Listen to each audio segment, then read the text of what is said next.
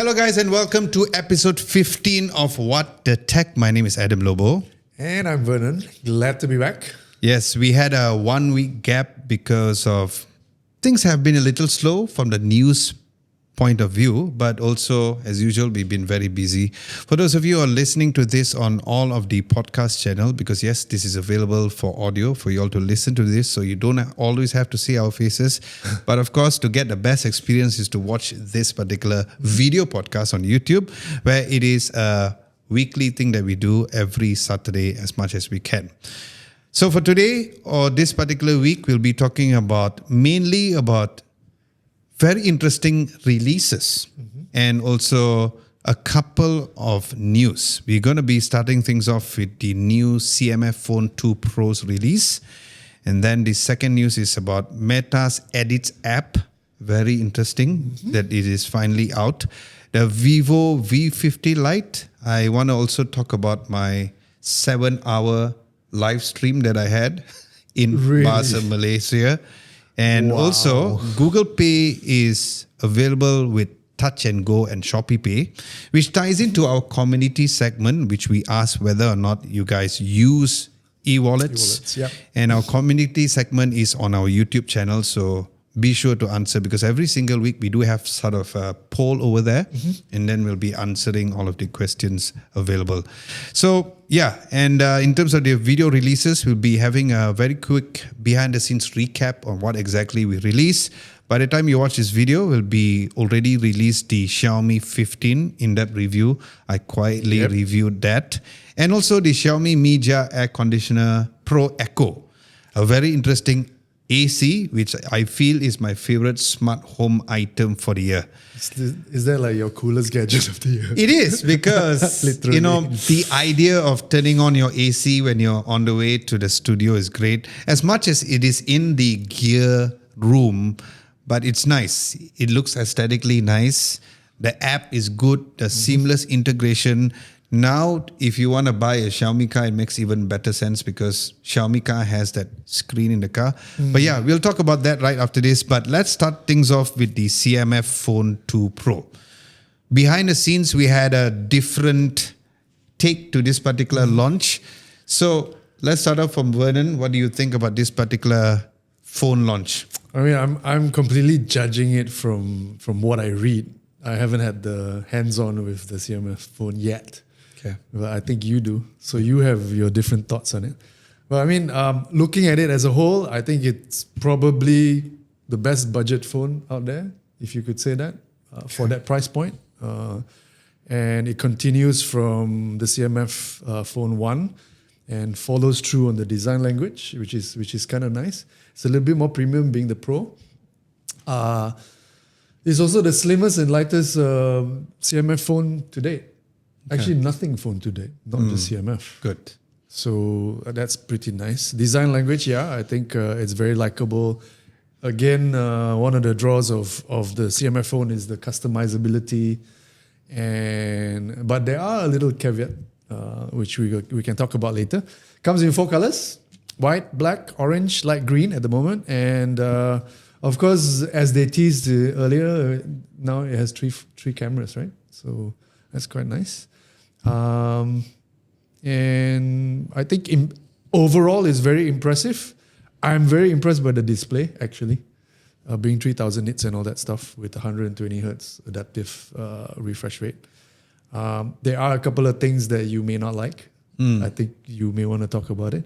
But one thing that's disappointing, though, I think, is that all the other accessories that was available for CMF 1 is not compatible with the CMF. That's a good point. I never thought about that way. Yeah. Which is a bit weird, to be honest, because that modular nature of the phone is where, that draw is the attraction to it, right? The only thing that's compatible is actually the lanyard, which is a bit sad. But other than that, I think because of how they've designed it nowadays, the IP rating has been up to IP54 from IP52. You no longer can change the cover of the back. You can slap on something of a new cover on it. So that's the different take that they've done this time around. Yeah, so I mean, that's what I think about it. I still think it's a fantastic budget phone. It looks good. Although I'm not the target market, you know, I don't know if I would buy it, but maybe for the price, yeah, I could. Costing just, you know, 1199, Yeah. less than 1200. Yeah. I think it really is not no brainer as a person who may want to be looking at a budget or a mid-range phone. I think it punches way above his weight class. But what do you think? I mean, you have your thoughts on it. But before we talk about the phone itself, what are your thoughts about nothing having a separate brand to become a budget brand in the first place? Don't you think that it's a little confusing that they should just have, so like Samsung, for example, you don't have a sub-brand for their A series. Or, Yeah. So it keeps within the brand. Yeah. What are your thoughts about nothing, instead of them, like CMF could be like a nothing CMF, but instead they made it into a separate brand by itself. Already nothing is a startup, which a lot of people say, even when I speak to nothing, they say that, oh, we are still a startup company, which I don't agree because Calpe is behind it and I don't think it's a startup. A startup does not look as a big of a brand.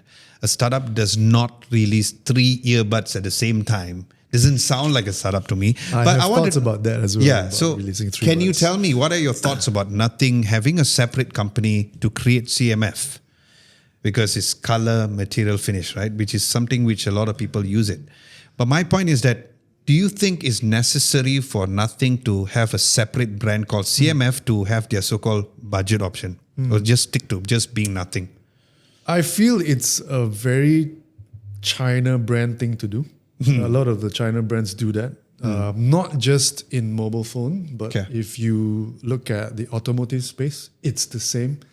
Look at Cherry and you'll have probably like 5 sub-brands under the Cherry brand.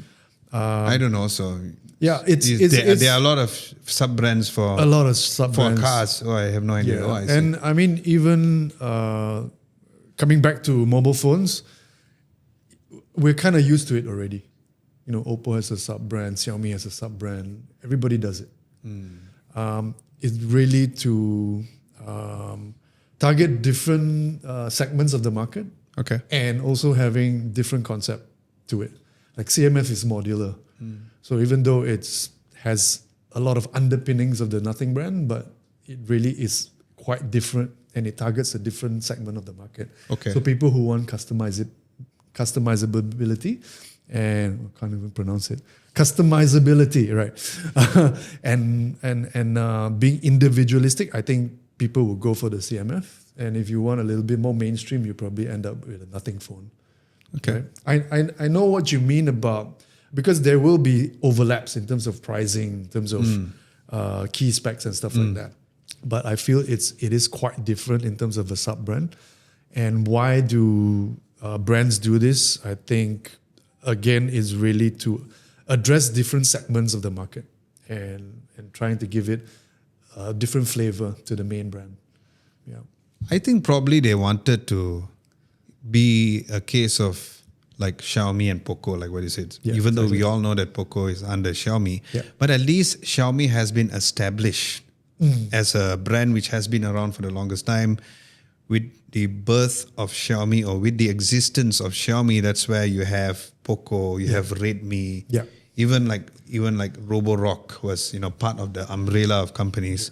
But that is after Xiaomi has already established themselves as a brand. I just feel it's too rush of a point of time. I just feel it's too rush for nothing to Nothing to come do up it. with a sub brand when they themselves haven't really established a brand. And CMF has a very nice looking smartwatch where Nothing doesn't even have a smartwatch. So if you own a Nothing phone, you have no choice. If you want to stay within the ecosystem, you have to stay and get a CMF watch, because Nothing doesn't have their own watch. But CMF has its own earbuds and Nothing has its own earbuds. So that's where I find it a little confusing. Good point. Yeah. So I don't know who's making this decision behind the scenes, but I feel they should properly establish themselves as Nothing first. Then, I like what Samsung has done. Samsung is still just one brand, right? iPhone is still one brand. The Apple ecosystem is just one brand. It's just different names. Rather than being it a separate thing, it could have done maybe 10 or 20 years down the road, but not now. Yeah. That's my take on it. You said you had some thoughts about the earbuds. Tell us about that before Yeah, I I go mean- into my offense Yeah, zone. to be honest, together with the Nothing Phone 2 Pro, they launched 3 earbuds: the Buds 2, the Buds 2 Plus, and the Buds 2A. So I'm scratching my head. Why do they need like 3 different buds? That, And like I said, that doesn't sound like a startup company to me. I know. Maybe it's a confused startup. I don't know. But the funny thing is that when you launch a Pro phone, you don't have a Pro Buds. There you go. Why is that? So that was something that I picked up and I thought, okay, this is a little bit weird. Where's the Buds 2 Pro? Yeah. There is no Buds 2 Pro, but a Plus. Yeah. And looking at how it overlaps in terms of features and stuff, and also the price points, you have something like the Buds 2A, which is 159, and $40 more you get the Plus. The Buds 2, and then 229 is what the Buds 2 Plus is. So yeah, it's a little bit of a weird decision having 3 buds, but I guess maybe CMF knows something we don't. No, we all read business books. You and I, we are huge book nerds. And you know what they say? Don't give too many choices. Because imagine a customer going into the store, you don't know what to get. Like there's too many options. Again, we go back to Samsung. Samsung has their own Buds Pro and the non-Pro. Yeah. AirPods has the Pro and the non-Pro. Yeah. And there's a significant difference and a divide between both there's of a it. very clear-cut difference between So price now, and also features. I don't know who is doing the consultation behind the scenes on what are the devices that you need to release for them to release a bunch of earbuds at the same time. Because if you ask me as a tech reviewer, I don't know. If people ask me, hey bro, which one should I get? I need to test not 1, not 2, but 3 different earbuds in order to tell a difference. And we had this conversation about how only certain people can tell a difference, people like you and I. Yeah. So how do we help people make a purchase decision when you release too many? So Maybe in this segment, it's all about price. So let's say if I have only $150 to spare on a Buds, I would just go for the Buds 2A. but you know how customers or even us, we can be very fickle-minded because we go, but if I pay extra 50 ringgit, I can get this. Is it worth it? Ding, you know, you have the extra decision-making situation. Maybe that's what they're doing. They're trying to upsell you, but because you have a certain budget in mind, but they're trying to upsell you for $40 Okay. to get, let's say, the Buds 2. Okay. Yeah, I don't know. It's Good point. I mean, this is why we have this podcast to have this discussion. So if you We are guys have- confused too, guys. So Yeah. let us know what you think. Okay, let's talk about the good things first before I talk about why I'm annoyed at the situation and I annoyed feel at there's the a lot launch. of good things about this phone. Yeah. For me, haven't Or is tested there out nothing? the phone. Haven't tested out the phone. Good point. Good pun. The price is great. I mean, when we knew about the leaks, when we discussed this about a couple of weeks back, Yep.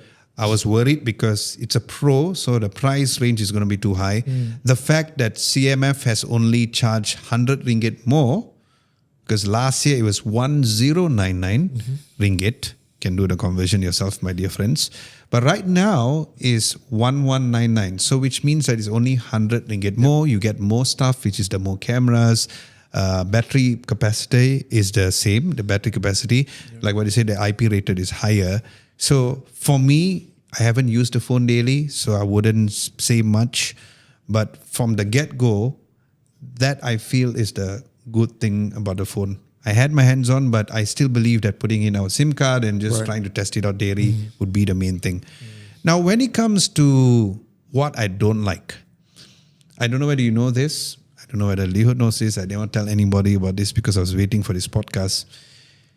First and foremost, we all know that the interchangeable cover is no longer available. Yep. So The back cover. the back cover where you can change and change to whatever color you want, that interchangeable cover is not available. So that for me was already a huge bummer because that was the selling factor. That differentiated the CMF brand compared to any other smartphone, making them a bit more modular. Right. I do give a huge credit on them trying to put the extra lens and all to make it a bit more modular, but you need an interchangeable cover. Yeah. So they said that they wanted it to make it slimmer, hence why they don't want to have the interchangeable cover. Right. But when you put the interchangeable cover, it becomes thick one. It does. So it's it an does. oxymoron thing. It It does. doesn't make sense. It does. You want to make it slimmer, but you have to put interchangeable But cover. I also feel that the decision behind that was to increase durability. So with that decision, they could up the IP rating to, Agreed. To 54, Agreed. which helps in a way in terms of overall durability. But I get what you mean about no longer having to be able to remove the cover and change that, which was the fun thing that I thought Yeah. the first CMF one had. Yeah, because that was the selling factor. So in case you all did not know, TLDR is that in case you want to change or even add the accessory, like they have the wallet stand thing, Yep. you need to have the cover. So how it works is that you get the cover, you have to take out the screw from the Yes. existing one on the CMF Phone 2 Pro, and then you put the cover, and then only it has the magnetized function. Right. So the original, without removing, you can't Yeah. put any of the accessories on? None of the accessory works. So that for me is a huge no. Wow, that's So the that's only a bummer. I think. exactly. So the only accessory works is that thick lanyard, which is good for a lot of people. I have never adopted the whole lanyard culture, but I do know a lot of people do it. So I'm not gonna, like put that down. We're not in the age group. Yeah, so we maybe, don't care. maybe.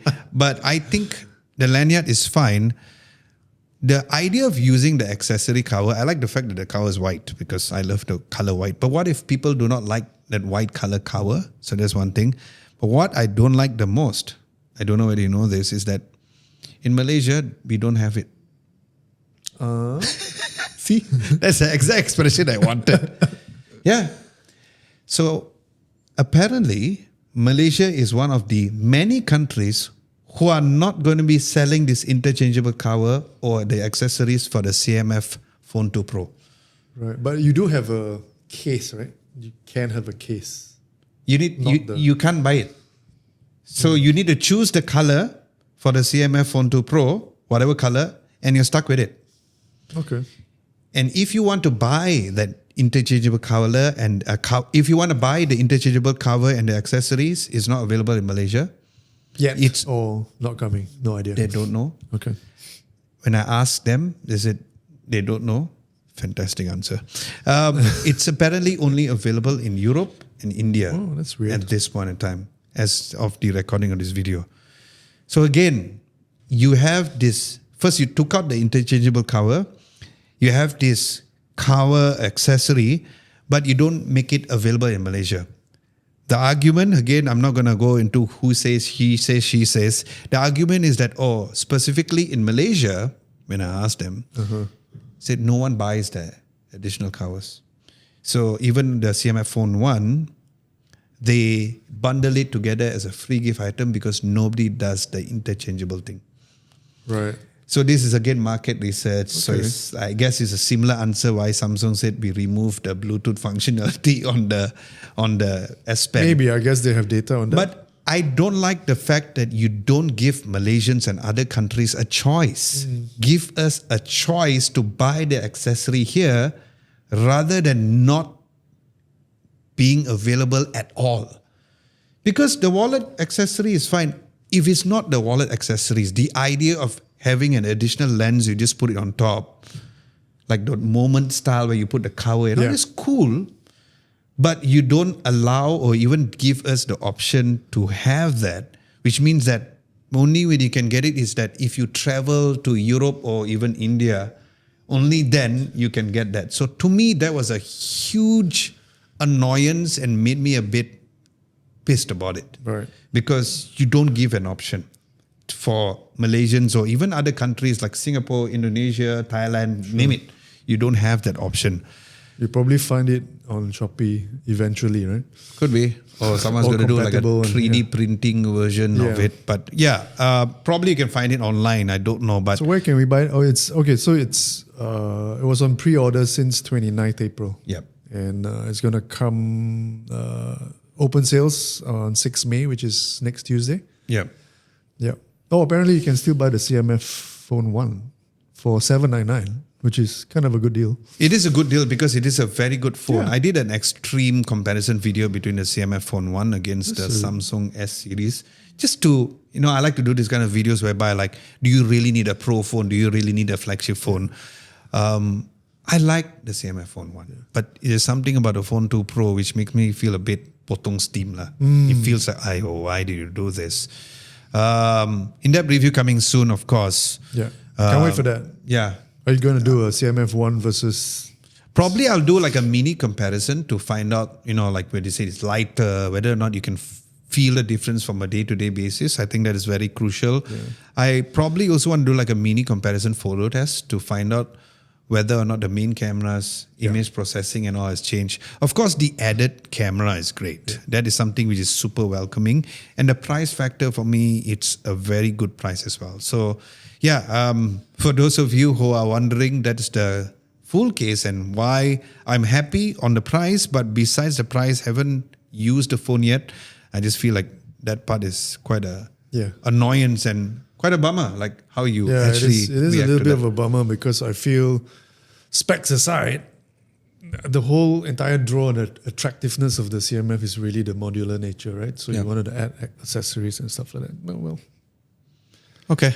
Following. But also, one important thing is that in Malaysia, there's only one SKU, meaning they're only selling the 8 gigabytes and the 256 ROM. It's the similar case with the Nothing Phone 3A. The reason being is because this one, I will give them credit on that and I agree with them because no one buys the 128 in Malaysia specifically. So even the first Nothing Phone and even the 2A before the 3A came out, the demand for the 128 is not there because Malaysians specifically or around the region need higher storage, and it's fine. I also feel like even the iPhone there's no more 128, right? Yeah. So I think the option of having a baseline storage of 128 in year 2025 should not even be the case. But then I agree. For countries like for countries like in India, the 128 option is available. But again, because it's all about price, right? So the base. But for 256 for 1199 is still a very huge steal. So we'll find out whether or not it's really worth it, and you should actually go and get it. Second thing is the Meta Edits app. What is your first impressions about the official release before even trying it out? Because you did say that you haven't tried out, right? No. But even before trying it out, what is your first impressions when Meta announced this Edits app specifically? I feel that whenever Meta reveals or launches something, it's like, okay, who did they copy now? Because this is exactly the strategy, right? And apparently this strategy, let's give a background about what Edits is. It's really just a video editing app that's rivaling CapCut by TikTok. So it's a video editing app for your social media and stuff like that. It's available for iOS and Android. And it's got a bunch of features that we can talk about. Yep. I think they've come in because there was uncertainty with TikTok in the US and with ByteDance because the government was mulling this ban, right, on TikTok. So apalagi Meta, being the opportunistic company that they are, decided to, jump in and try and capture some market share. And then, it makes sense because IG has so many users, right? How many users they have? Millions? I don't know. Probably 1 billion, actually. So it's the same way that they try to put threads, push threads to the users, trying to rival X. It's the same strategy.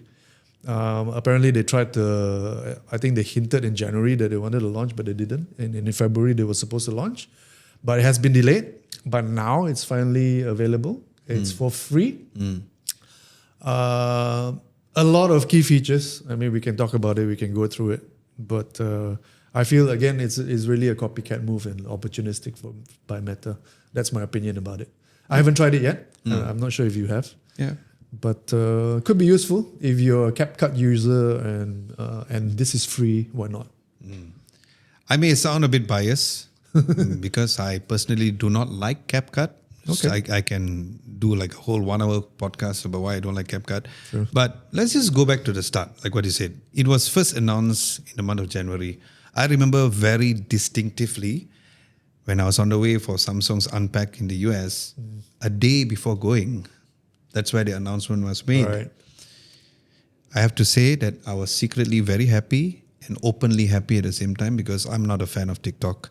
Shu Fei messaged me and she was like, oh my God, when you go there, because I was going a day earlier, can you check and see whether It's available. TikTok is available? And it was more of CapCut. Like a lot of people, every users and creators in the US was a little more bummed, not about the TikTok ban, but a bit more on the CapCut, especially with all the projects and all saved. The moment that happened, when I was in the US, yeah, you couldn't open TikTok, you couldn't open CapCut. Right. But CapCut is a separate app, right? It's a separate app, but you still couldn't. So why is it? Because it's tied together with the company. Right. So both TikTok and CapCut. I'm not so clear about that. So yeah. Yeah, Okay. so both TikTok and CapCut could not be working in the US. Right. Wow, that's a bit of a bummer for Except, people who are if content you creators. use roaming. Yeah. Because I get it. So Yeah. if you are a Malaysian, you use our SIM card, you go to the US, you use roaming, it worked. it's a little bit of Right? like a China thing, right? Yeah. So, but eventually, they went back and forth. Eventually, they already unban it and everything is back to normal. I feel that if the Meta ads, the Meta Edits app, I feel that if they release it then, means like prepare, They could release have- it then, yeah, they they could could have swiped nicely. Like really, they could have like just taken all the customers. They announced it, but Adam Missouri did not say that it's gonna be available later or next month. So I was like, all right, I'm gonna download this new app, and it was not available. It's only released now. It's like, who is going to make the switch? That is the number one question, because people are so used to CapCut. So, why should I go? It's like another social media platform, right? We talk about Threads and X. The reason why people went from X to Threads was because of, it was so much negativity. But you can ask Lee Hood and see. Threads is become another version of Really, X. I It's a completely- place where a lot of people are just bitching and just complaining about stuff, which is super annoying. And I'm like, why am I here? And even Lihu just posted something recently, which I just liked it last night, is that people are posting things to just get validated instead of just sharing your knowledge, just sharing stuff. Sure. So it is becoming like Saltman that. is like that, right? So I've tested the Meta Edits app. Now, for those of you, especially for you who don't know, here are the good things about the app, right? First of all, it's free. There is no subscription model yet, because we all know how these I'm fellas sure all want there's to going make to be money. premium features later So on. some of the features which I find it very helpful, first and foremost, you can have all your saved audios on IG Reel to appear in the app. So if you see a reel you like, you save the audio. When you Right. create a reel, you can immediately go because of the integration directly with TikTok. I was having a chat again with Uma, and he did mention about how they also optimize better for Instagram. So if you edit on the Edits app and you post it up, the resolution is higher and better, not compressed if you use the Edits app. So you don't have to shoot at 1080 to have Yeah, you know how it is. better output in IG stories or something like. There's also an inspiration tab directly, similar like what TikTok has. So instead of TikTok, you have the IG reel inside there. And again, you can save the audio too. I like the fact that it has insights of Yes. your reels. Yes, That is nice that's because the real-time insights. Yeah, it's the real-time insights for all of your reels, so you can look through. So that's good. So you can see it, and I feel like insights are better than the annoying Meta Business Suite. Feel like I it's hate so that. complicated. Yeah, tell me about that. So that was nice. Editing features, because in the end of the day, it's an edits app, right? It has the split feature, it has the undo, redo, sound effects, transition. Yep. You can add the exact stickers which we use for Instagram stories into the reels. So it's nice. So it's a similar ones. Captions. I don't know why, but Auto captions. auto captions does Yeah. not work for me on CapCut. I just don't know why. I've Oh, shown really? it to people. I just don't know why. But not only works well, but there's also a lot of animation captions, which is usually a paid subscription model for CapCut. So it lets people use those animation types of captions without paying money. Yeah. My biggest mind-blowing feature is rotoscoping. There's rotoscoping in the Edits app. it doesn't work as good as Final Cut Pro or your DaVinci Resolve, but it's so good. So it basically, like just said, you can take a video of you right now and it rotoscopes, and it is not only for image, it's also for video. It's not like the green screen. They do have the green screen feature, but this is rotoscoping on real time. Yeah. So it's frame by frame. Yeah, it's go and frame by just- frame. It's still not as good as Final Cut Pro or DaVinci Resolve, but it's still very good.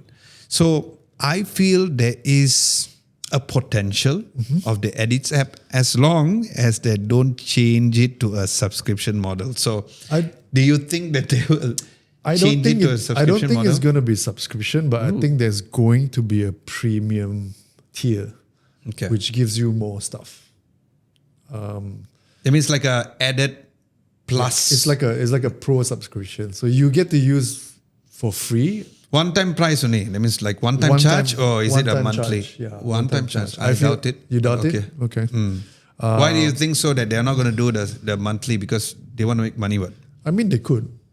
Technically, they could for a very small fee, or a one-time one is also workable. But I think one important thing is that, you know how in CapCut you need to be a pro user to be able to export a video without watermarks. But for edits, you can do it Yeah, in the free tier. I exactly. think that's a super, super big advantage over CapCut. I agree. I agree. So But it's going to help move people over. CapCut started off by having a lot of features which was for free. And then slowly they decided to, now it's no longer for free. I think that was the biggest issue. And there was no direct competitor to CapCut. Yeah, exactly. It's a monopoly. Yeah. But I feel I guess it's business strategy. In a sense, you need to make money in the end, right? Correct.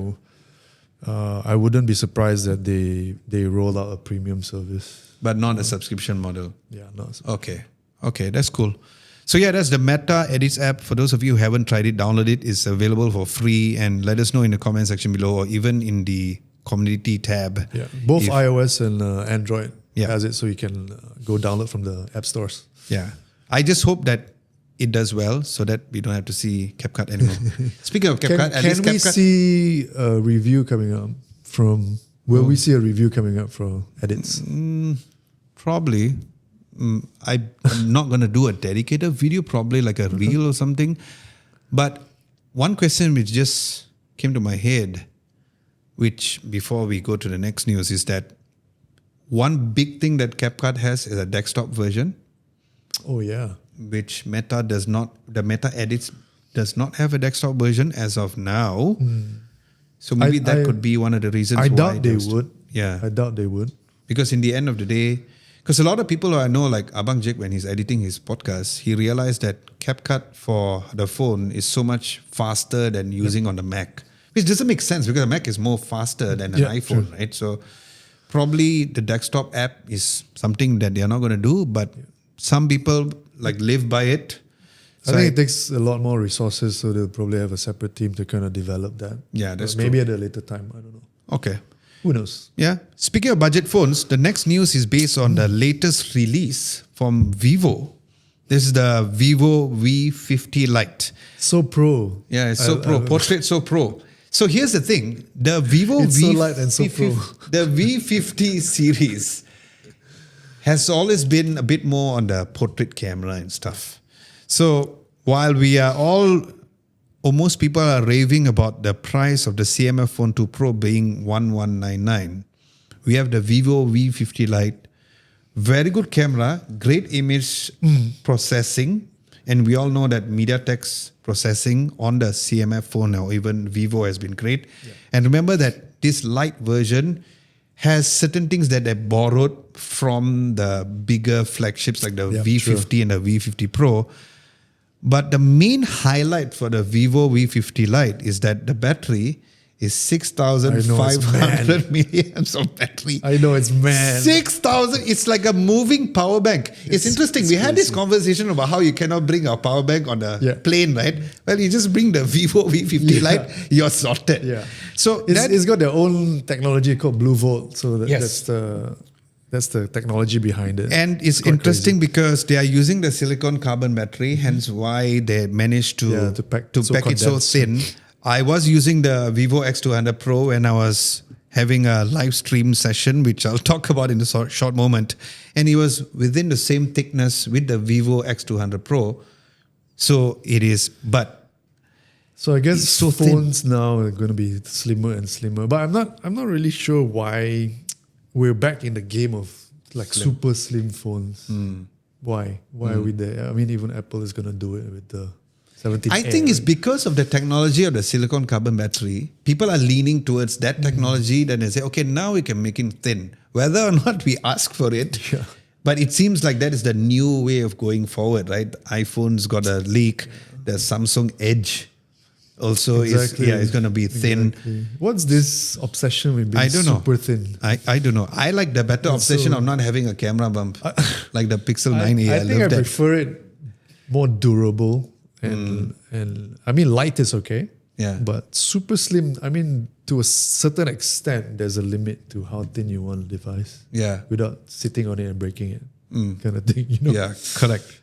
I'm eager to test this out because I feel that I used the phone for 7 hours or more. So the backstory is that when the Vivo V50 Lite was launched here in Malaysia, I did a 7-hour non-stop live stream together with Hot FM. So what I did Using was the phone, you just So I used the Vivo V50 Lite. I logged in to their TikTok account. So it's more like a TikTok takeover with Hot FM. Okay. I did a live stream for 7 hours straight in Bahasa Melayu or Bahasa Malaysia. Awesome. I liked everything about it, but I just don't like TikTok Live. Because TikTok Live has certain words that you cannot use, in case you all did not know. Really? Yeah. Like what? I must say peraduan. I cannot say contest. I cannot say the word giveaway. So if TikTok finds any keyword which they don't like, they will ban you, or they will stop you from going live anymore. And whose regulation is this? That you This can't TikTok's regulation. Well, you can't use the word contest. You can't use certain words. There are a bunch of words. Wow. Yeah. So Okay, that's new to me. yeah. So it was new to me too. I'd heard of this, but I didn't know. So the great guys from Hot FM, because I was live nonstop, they got a bunch of paper just writing, cannot say this, cannot say that. Wow. So I had to go live and put on a straight face and still remember, and I'm speaking in Malay. Yeah. And I have to remember not to say these words. So it was... But you can say peraduan and not contest. Yeah. Why? And you That's cannot so say weird. giveaway. And we were on the way, because it's a non-stop live stream, right? Yeah. So we started off from the studio, from the Hot FM studio. And how the would they venue ban? was in... How would they ban you? You cannot go live again. right after, or do they cut off your stream? Or I don't know whether they cut off the stream, but they will send you like a warning to say that, in the future you cannot go, some stuff like, because I never went on live on TikTok platform specifically. I did Facebook, I did YouTube, I did Shopee, I did Lazada. this is worse censorship than. So I know. So this again makes me hate TikTok even more. So yeah, it was fun. And it was quite interesting because we started off the live stream in the Balai Berita in APW Bangsa. And then because it was non-stop 7 hours, so what happens is that no toilet breaks. Or there anything? were one toilet 7 break. hours is crazy, man. I barely ate, but it was fun. Honestly, it was fun. The only part that I did not like is the things that I cannot say, the words, because we're so You got to be used to very it. mindful and conscious at all times. And the audience was cool. Majority, of course, coming from Hot FM. They gave away 3 Vivo V50 Lite phones. Right. During the live stream, there was like hourly Q&A for the Vivo earbuds and the toothbrush. So everything was good except for these weird things that we cannot see on TikTok Live. One interesting fact is that because we went live using the phone, we were on the way. So which means that from the studio, the camera or the phone followed all the way to the car and it went to the venue. The venue was in Mont Kiara. We went into the lift until 8th floor and the live stream did not cut at all. Oh. Yeah, then we went to the backstage and then we Yeah, went to for the Malaysia event. 5G. Yeah, I guess it's also the phone. if you think about it, because sometimes the reception could also boil down to the phone as well. So, yeah, Vivo V50 Lite, besides the amazing battery that comes with 90 watts of charging, Yep, there is flash charge. reverse wired charging, so it works like a power bank. Yep. So that is actually good. Stay tuned for the in-depth review of that. That will be coming soon. But what's interesting, I was looking at the specs, is that there's a military grade certification. yeah. I was like, what? Really? That's quite impressive. Again, 1299. That's only 100 For such ringgit a- more than the CMF Phone 2 Pro. But they're giving $100 rebate There you go. for 1 month promo. There you go.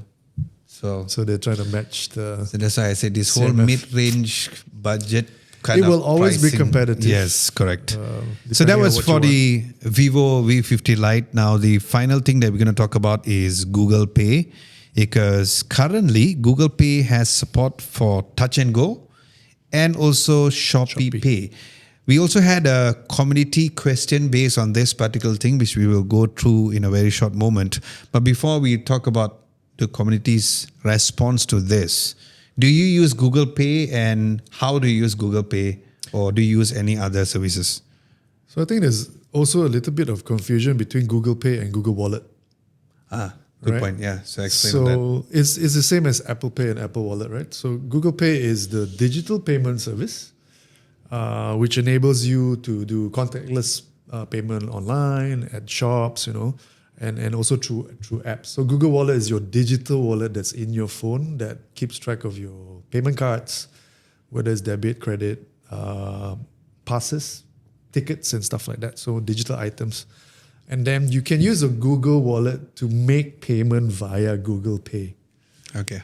All right. So what's confusing here is that this Google Pay thing with Shopee and TAG being added to it, it's only for online purchases through Google Pay, and it's not for you using it at the store like you would with Apple Pay, right? Use your phone and through NFC contactless payment, you can pay it at the store.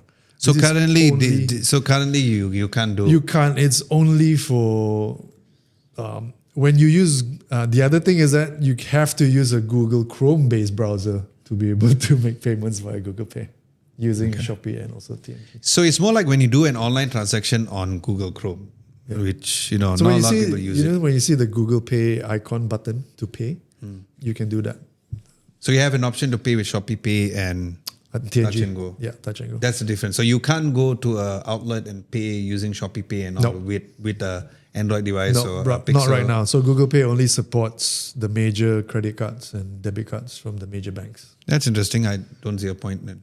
Yeah, but apparently you can actually reload your Touch and Go through Google Pay. Okay. And in the future, they might roll out checking your balance as well.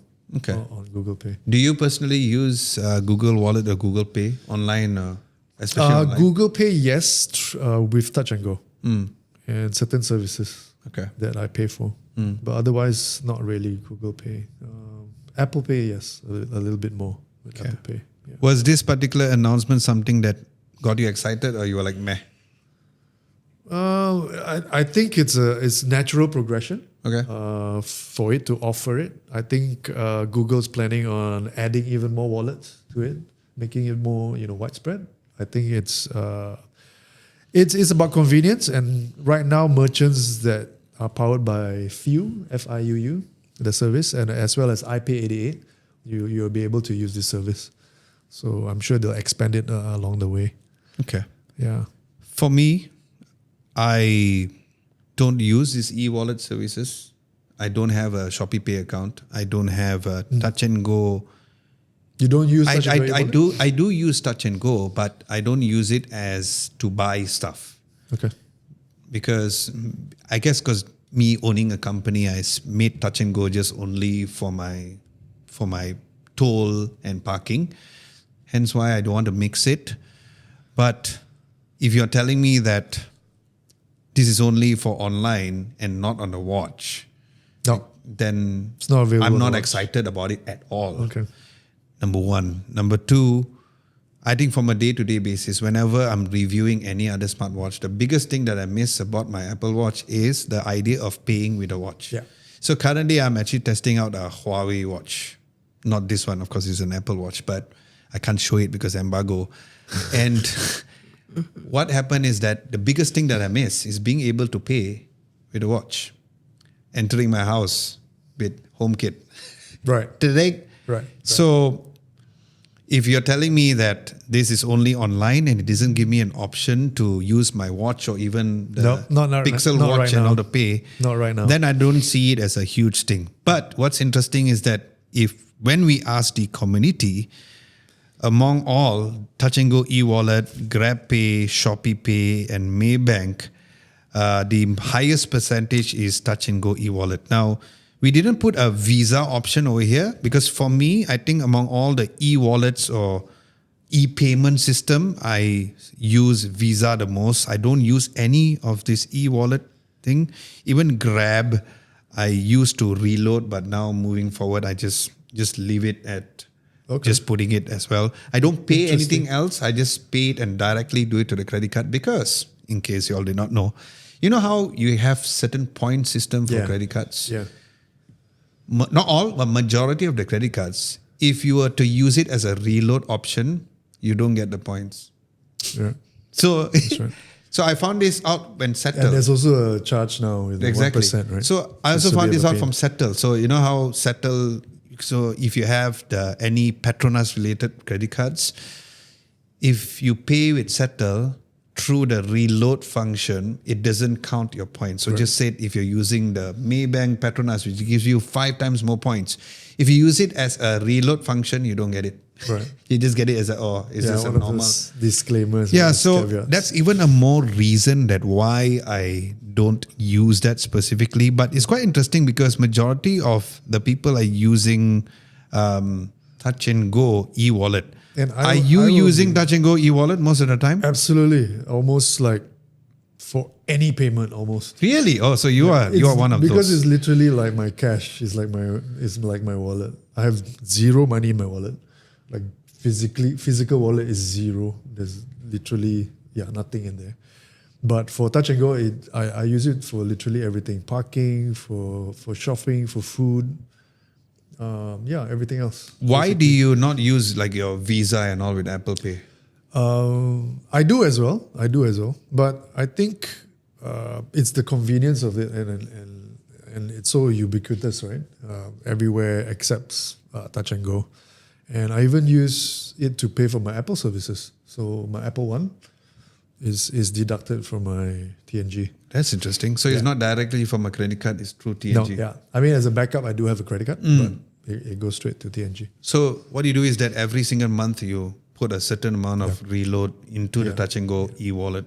Yeah, well, that's interesting. It's a nice way of putting it. And you can also have an auto reload function if you want, in TNG.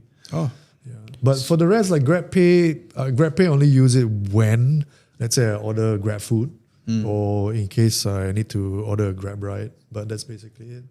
And I think previously I just linked it directly to my GX Bank account.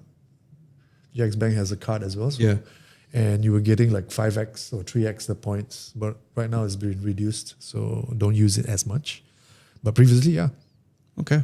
That's interesting. We had a lot of comments on this, like 9 comments, which is great. And a total of 125 votes, which is nice. So we have Goran 48 says, right? TNG wins, Touch and Go wins. Goran 48 says Google Wallet. I don't know what he meant there. Nash says, I use both GrabPay and Touch and Go e-wallet. So here's an interesting thing. He said that the rewards are most appealing to you. Because I don't use it, so can you explain what rewards does he probably mean? I mean, it's literally points, whether it's GrabPay or TNG. TNG also has its rewards points. So from there, you can redeem other stuff, whether it's vouchers or discounts or even items, stuff like that. There's a reward catalog within Touch and Go. GrabPay is the same. You have the points that you can use to redeem for your purchases and stuff like that. Yeah. Okay, then Zero Anime says that mostly Touch and Go because it's more convenient than other e-wallet. I don't really care about the rewards if the services sucks. It's true. I will only use them when Touch and Go is not an option for payment. That's interesting. Okay. Coffee Cake says, I barely use them because I don't want any rewards to increase my purchasing behavior. That's a nice point. Yeah, I guess that comes down to the individual. But then what happens? Then she'll be using cash most of the time, or So Surendran says touch and go because it has less loading screen. less loading screen. I'm trying to understand. So which I guess user experience. Maybe it's Yeah. easier and simpler to. maybe it's but faster, maybe it's snappier than other e-wallets I like wouldn't Shopee say so. GrabPay is the same. Touch and Go is similar. Shopee Pay is the same. It's basically just tap on the icon which has a QR code scanner, and that's about it. Then Zul Kongsi channel says mostly Samsung Pay paling untung. He didn't go into detail why, but I don't hear much about Samsung Pay these days, so Right? I'm not sure what. I almost forget that it exists. Yeah, it used to be. They used to be so aggressive, and when we were using Samsung phones, we used Samsung Pay exclusively. But right now, it's been really quiet, so I don't know what's happening. I think I know what's happening because these days Google is slightly pushing their stuff. So Right. probably because of their relationship with Google, which is tighter now, maybe they don't want to push their services as much. So like, you know how like Galaxy AI and all, but that's a whole separate topic. So that could be it. Yeah. Because Google has a similar Google Pay. So maybe Samsung just taking a Maybe. step back and letting them do their stuff. We have the big black digger. Big black what? Yeah, that's his name, lah, bro. He said GrabPay is the best one so far. Their rewards are so much than other e-wallets. So I guess it all comes down to whether or not you are really into the rewards or what. How do you become a touch and go e-wallet user specifically? It's just so easy because it becomes a central place for me to also, let's say, reload my NFC cards. Touch and go NFC cards. It's a central place for when you go and do direct pay through pay direct through tolls, and that's where they deduct the credit from your Touch and Go e-wallet. So it's multi platforms in terms of where I'm able to use it. So it's more convenient for me. I just had a don't have to thought manage so because again, behind the scenes, you and I especially, we were not very happy with the fact that, you know, the LRT stations are still using Touch and Go and not using Visa. Because like every other country, like even Singapore, Thailand, even when I was in Barcelona, you can just use your Apple Watch, you can use Visa to do it. I feel there should be options. Exactly. But now that based on the community segment, it seems like it's not bothering Malaysians because I'm sure majority of the people who have voted here is Malaysians and they are using Touch and Go e-wallets. Is it because of the fact that a lot of LRTs are having that, so they're like, it's fine by me? Because I feel that because it's so widespread and so easy, the baseline to have just a Touch and Go card or using your e-wallet or whatever, that's the easiest. Okay. And maybe not everybody has a credit card, Visa card. They don't have Apple Pay, stuff like that. It's just like this basic lowest hanging fruit is a Touch and Go card. Yeah, because anybody can afford it and because majority of the people have the money, but they do not necessarily have a credit card. But I mean, the industry is also changing. Look at the tolls now. The tolls accept debit cards and credit cards now. A lot of the parking places also accept both. You have a Touch and Go. Whether you want to do it Touch and Go, you can do it via credit card or debit card. Yeah, I parked my car overnight, not overnight, same day trip to Singapore and back. And first of all, I don't know whether any one of you all did this before, but I think it's amazing because the auto gate, first of all, it has the number plate recognition. And then as you exit, you have an option to pay with Visa, Touch and Go and all. Amazing. Yeah. Sometimes we don't appreciate our own Malaysian parking system. And It's payment good system. to That have was so options. good. It's good to have options, guys. So thank you guys so much. As usual, we have even actually a couple more community segment questions that we asked. Probably we might bring it forward next week, but it all depends on the kind of news that we have.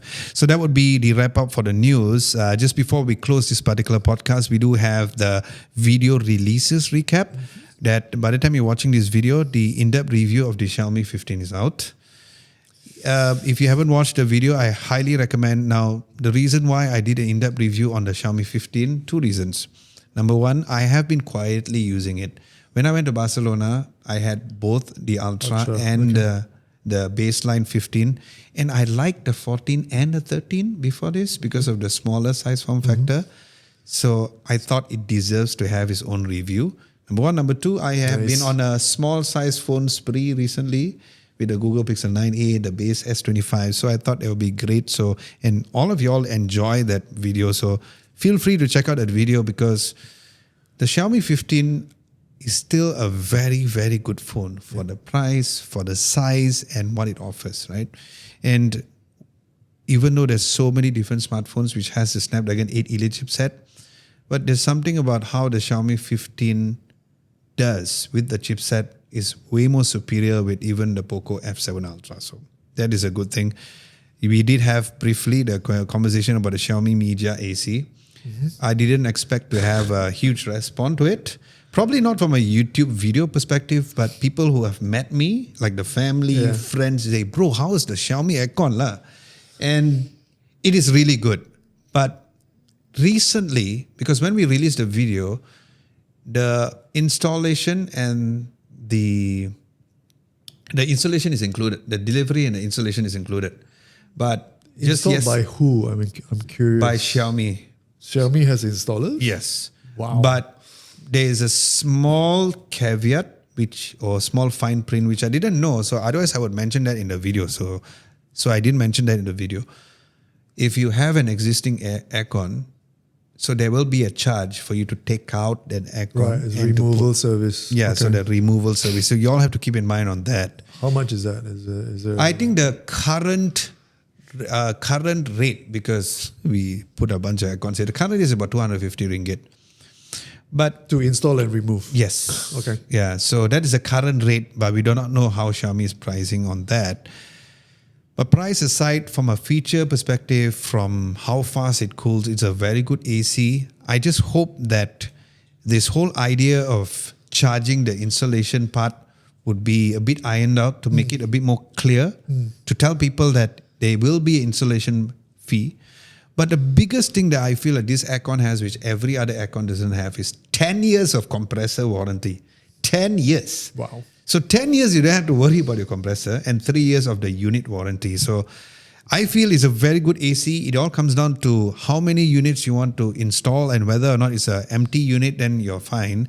But if it's a unit where you have an existing AC, and based on my experience doing it in the studio, it is all being charged based on the amount of copper wire that you need to pull in, and is very expensive as well. Right. Yeah, but it is a very good AC. For those of you who haven't checked that video out, be sure to check that video out. What about app, features and stuff? Lovely. So the app features, you can of course control it on and off wherever Just you like are. any other ecosystem There's this feature device, whereby for example, if you want your house to consistently stay cool, you have this feature where they call a smart AC. So the moment it detects that the area is very warm, it'll automatically turn the AC on.